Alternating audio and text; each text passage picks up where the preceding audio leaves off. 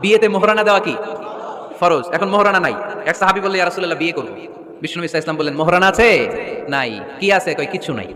তো কিচ্ছু না থাকলে বিয়ে করবা কেমনে? কোরআন পারো? সাহাবী রাদিয়াল্লাহু আনহু বললেন, পারি। এক মেয়েকে বললেন, তুমি পারো? কয় না, পারি না। বিষ্ণু নবী বললেন, আসো বিয়ে পড়াই দিই। দুজনের বিয়ে পড়াই দিলেন।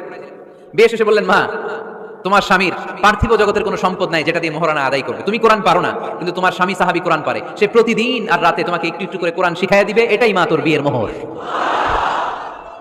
ইসলাম খুব কঠিন না? আমরা কঠিন বানাইছি মৌলবীরা, ঠিক না? বিয়েতে মোহরানা দেওয়া কি ফরজ। এখন মোহরানা নাই। এক সাহাবী বললেন, ইয়া রাসূলুল্লাহ বিয়ে করব। বিষ্ণু নবী সাল্লাল্লাহু আলাইহি ওয়াসাল্লাম বললেন, মোহরানা আছে? নাই। কি আছে? কয় কিচ্ছু নাই। তো কিচ্ছু না থাকলে বিয়ে করবা কেমনে? কোরআন পারো? সাহাবী রাদিয়াল্লাহু আনহু বললেন, পারি। এক মেয়েকে বললেন, তুমি পারো? কয় না, পারি না। বিষ্ণু নবী বললেন, আসো বিয়ে পড়াই দিই। দুজনের বিয়ে পড়াই দিলেন। বিয়ে শেষে বললেন, মা, তোমার স্বামীর পার্থিব জগতের কোনো সম্পদ নাই যেটা দিয়ে মোহরানা আদায় করবে। তুমি কোরআন পারো না, কিন্তু তোমার স্বামী সাহাবী কোরআন পারে। সে প্রতিদিন আর রাতে তোমাকে একটু একটু করে কোরআন শিখাইয়া দিবে। এটাই মা তোর বিয়ের মোহর। ইসলাম খুব কঠিন না? আমরা কঠিন বানাইছি মৌলবীরা, ঠিক না?